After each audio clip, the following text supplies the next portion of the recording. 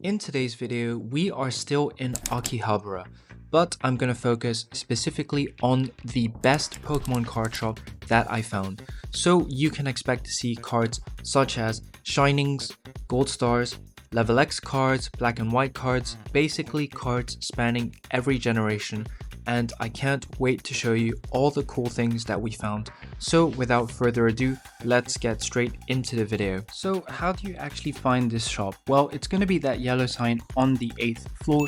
The store name is Ota-Chu, and I'm going to pin the map and location right now so you can find it when you plan your trip. You know when you flick through a binder or you approach a vendor's table at a card show and you just know it's going to have some good stuff? Well, that's exactly the feeling that I had when I walked through this store.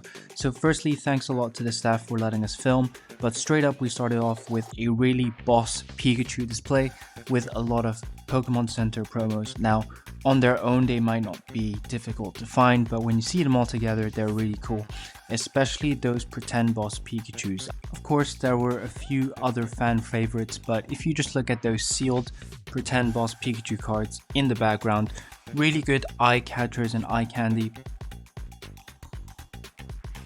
Okay, we've got some proper vintage heat here to show you guys. So we have the Shining Zards for 400k, Shining Magikarp 120k, Raichu, Tyranitar, Celebi, Steelix, Noctowl. Then we got some vintage era stuff like base set Blastoise, Neo Ho-Oh, Neo 2 Entei for 10k, base Zards in poor condition, that's why you've got the red sticker. Wow, it's probably the first shop I've seen today where you've got a good collection of holo cards, so shout out to Ota-Chu. Lots of sick vintage stuff. Wow, CD promo, I think, Venusaur, CD promo Charizard, Neo File Charizard. Okay, gonna have to speed up a little bit. Have the Shining Korokor, Shining Mew there, Masaki, Machamp, I think. Let me zoom out and show you guys this whole wall. Look at that. Beautiful. And then we have some more here. So I think we've got the Fan Club Porygon there for 400k, and then 25k. Wow, love seeing that holo pop. 3k for that seems alright. Really cheap vintage holos here. Some more fire types, so these seem to be organized by type here. Blaine's Moltres, love that Houndoom and Houndour combination. Plenty of heat, guys.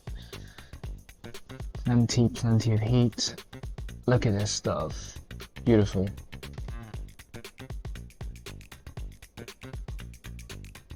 Moving on, we have some Gen 4 goodness for you guys. So if you guys don't know, Heart Gold and Soul Silver are my favorite games, and I also feel like they did a fantastic job with the cards. Just skipped through a Zorua illustration contest winner, but moving on, we've got the Legend Lottery promos. So these are legendary Pokemon. They made 5,000 copies of each. What I really like about Heart Gold and Soul Silver cards are the borders. They're a very specific type of coloring that isn't white and it isn't yellow. So I feel like it fits that nostalgic ancient vibe a lot, because obviously Heart Gold Soul Silver is happening in the Johto region. You've got all that historical reference with Ekrutik and things like that. So that's why I love some of these cards so much. Also known for prime cards, reverse prime cards, and the reverse holos are absolutely beautiful to look at. As you guys can see, there was absolutely no shortage of Gen 4 and Legend era cards. So many cool artworks and art styles. I'm looking specifically at that Tokia artwork of that Ninetales holo in the background, but they also did a really cool thing with evolutions, and not just evolutions, but with, you know, Arcanine and Ninetales, where after the Pokemon has evolved, they still leave the evolution stone behind it. I feel like that's a really cool reference that you haven't really seen in other eras other than Heart Gold and Soul Silver. So that was it with the Heart Gold and Soul Silver, or Legend era in Japanese. Next was the supporter display, so you are likely to see a display of full art trainers wherever you go in Japanese shops because supporter cards or trainer cards are just way more popular in Japan than they are in the West. Now, could we be seeing a comeback for them with Battle Partners coming out in January? I will try and cover that in another video before the end of the year or at the start of the next year, because there are obviously some very interesting things happening in the Japanese market. But if we move our attention away from supporters for a second, we then had a wall based on Sun and Moon, which actually has some very nice supporters in it. But here I'm focusing a little bit on the tag team special art cards, especially that Gardevoir and Sylveon, which seem to be selling for 15,000 yen.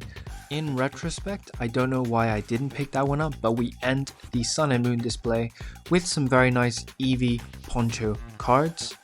Moving on to the Scarlet and Violet era stuff, we had stacks and stacks of SAR cards, including the Hydreigon SAR from Surging Sparks or Supercharged Breaker. I think it's a super underrated card.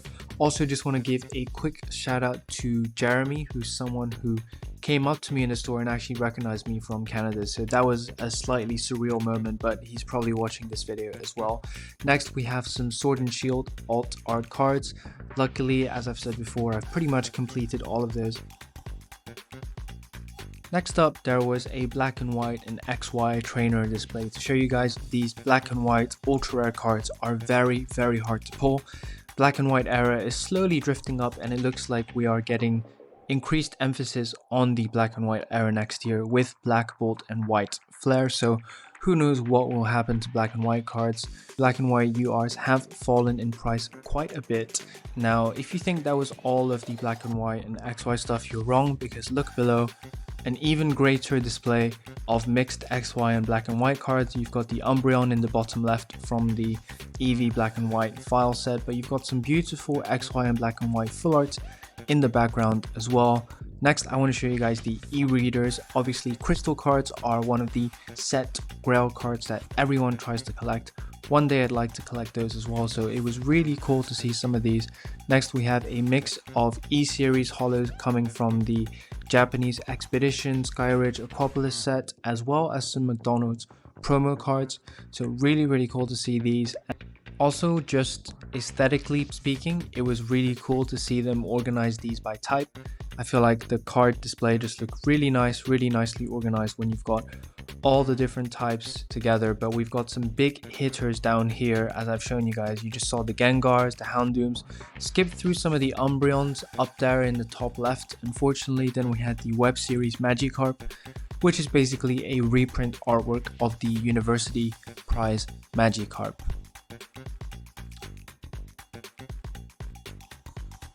However, we still had some more E-series cards to show you guys, plus some VS cards. As I've said before, it's very easy to find a lot of modern stuff in shops when you visit card shops in Japan. Much harder to see a good selection of vintage cards, including these E-series. Now, I didn't comp up all of these in my head because I was mostly actually searching for modern cards, but it was really cool to see these. The only cards that I was maybe going to drop money on were the Gold Stars, but again, I felt like they were a little bit out of my price range for this trip. This was a completely unplanned impromptu trip. Nevertheless, it's always really cool to see these. They're some of my favorite set cards to collect, both because of their relative rarity as well as their provenance in terms of, coming out in the era where Pokemon really dipped in popularity. But ironically, a lot of things that are like that become more popular over time, especially when they have an inherent quality like Gold Stars. So big up to the Gold Stars. But the EX era isn't just based on Gold Stars. There are plenty of beautiful EX cards like the Milotic, as well as loads of Delta species. Now, there are some Delta species Gold Stars as well, but there are plenty more Delta species holos, so it was really cool to see all of these EX cards. Then we haven't finished going through our tour of all of the eras because we have a lot of level X cards to show you guys. So looking at the prices on here, some of these look very affordable, especially when you consider what it costs to get a modern card versus these level X cards. If you've watched this far, thank you so much. And if you want to see more content like this, content showing my pickups, talking about the newest sets, my thought about how they're going to perform, do consider liking and subscribing. But in the meantime, let us finish this tour of Ota-Chu. So if you do plan a trip or a few days in Akihabara, I can definitely recommend this store. There are so many stores that I haven't visited and that I couldn't have included in these videos. But if you guys want some tips about how to find card stores, let me know and I can do a video about it. But in the meantime, happy collecting and thank you for watching.